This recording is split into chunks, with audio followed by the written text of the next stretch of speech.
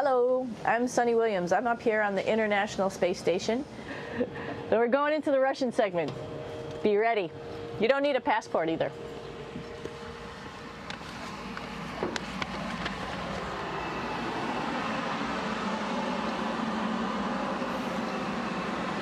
It goes a lot farther back than this. We'll go take a trip and say hello to the boys down there in just a minute.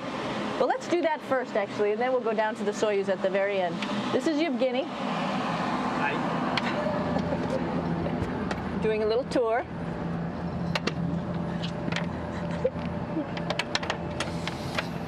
This is the FGB, and what's cool about this module, it is actually the very first piece of the space station that came up in 1998. And this was the very first.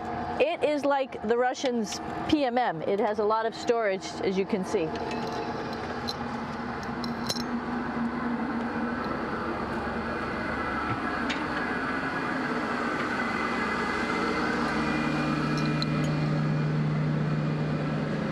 Можно? Снимаем. Чуть-чуть.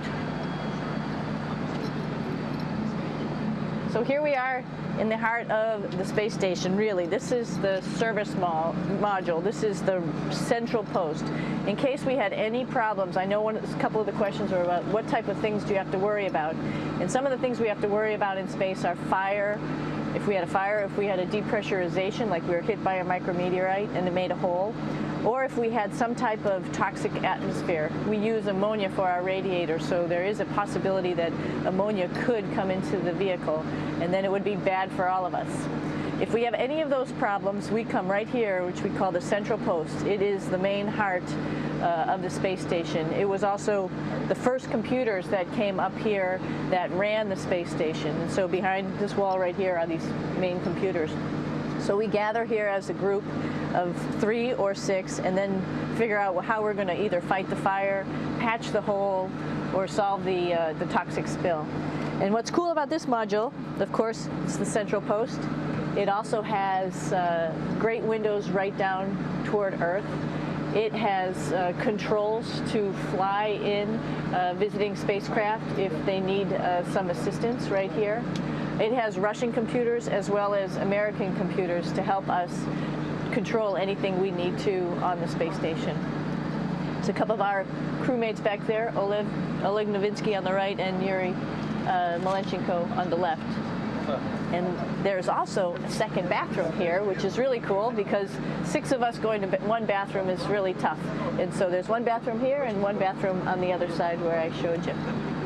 And you can probably see on the wall behind Oleg and Yuri some of the heroes of the space program. Sergei Korolev, who was a chief designer of putting men into space, and of course on the right-hand side, Yuri Gagarin, the first man to go into space. So just reminds us of our roots. Yuri, what are you doing? Что делать? Coffee. Making coffee? Yeah. Oh. Black. Black coffee. Yeah. Looks good. Okay. Спасибо. We're going to check out our Soyuz real quick. Make sure it's ready to go. All right, back to the Soyuz.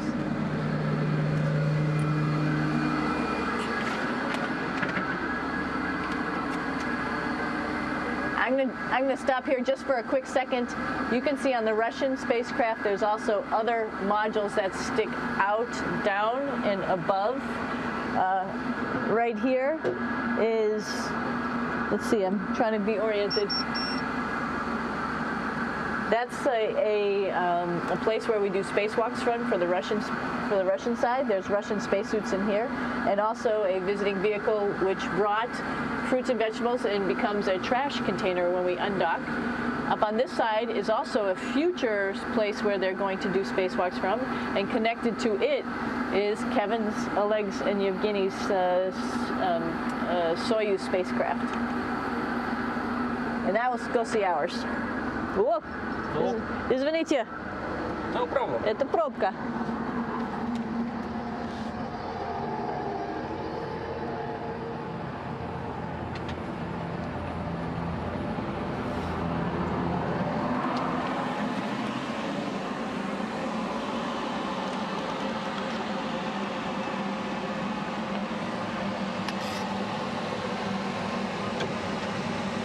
coming down.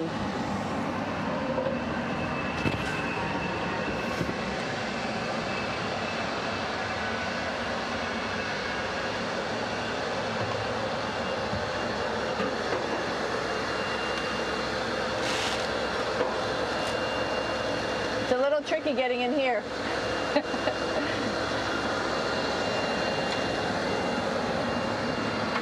This is the docking probe right here, this big thing. This helps us connect to the spacecraft. This probe actually sticks into this cone, and that's how the spacecraft, our Soyuz, becomes connected to the ISS initially. That is then replaced by clamps, which are around here, that will allow the two spacecraft to be stuck together. And then you can remove the probe and the cone.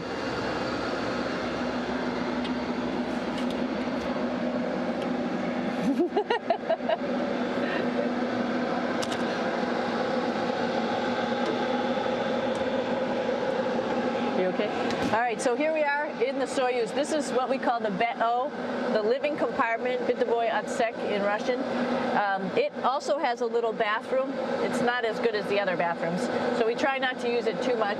It has drinking water in it if we need something to drink. And then, of course, it's filled up with a lot of cargo for us.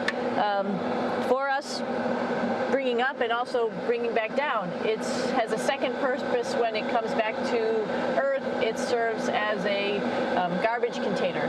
During the descent, we'll get rid of this area right here, and everything that's in it will just burn up as it's coming into the atmosphere, so that way we can get rid of a little bit of trash. But the main area where we were on launch and where we're going to be on descent is down here, because we're not part of the trash. So we're in a safe place. So we're in the descent module, SA. It's a little small, but you can get in.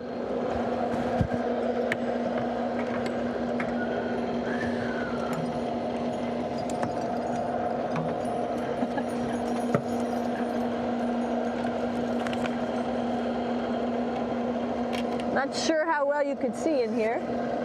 Hold on for a second. I'm going to turn it up this way, just so you could see the hatch, and you could see Kevin. It's a little bit small, but we'll come in and show you around.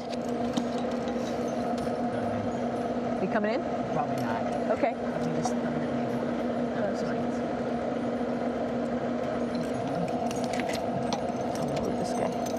Got to move a couple things. We were just starting to get ready. We're preparing a couple days ago for our ride home. It's a little bit squishy, but everybody asks, how do you sit in the Soyuz? And you sort of sit in your seat like this. The seat is molded to your body, and so you can just sort of squish in here and be pretty relaxed. Everybody has a handmade seat for them. And then, of course, there's a control panel, and that's where we do most of our actions and work right here. There's hand controllers which you can fly the vehicle with, and there's a stick right here primarily used for communications when we're trying to talk to the ground. So 3 of us fit in here. Like I said, it's a little squishy, but somehow it seems like we all managed to get in here and fit pretty well, and it's a pretty safe ride home.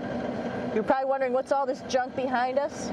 Well, it's all of our parachute, first of all, and then it's all of our survival gear, just in case we end up landing in some strange place on the planet and nobody's there to rescue us right away. We have all sorts of survival gear with us, keeping us safe in here. So they've pretty much thought of everything. And we'll be home on the planet within the next 12 hours. Pretty shocking.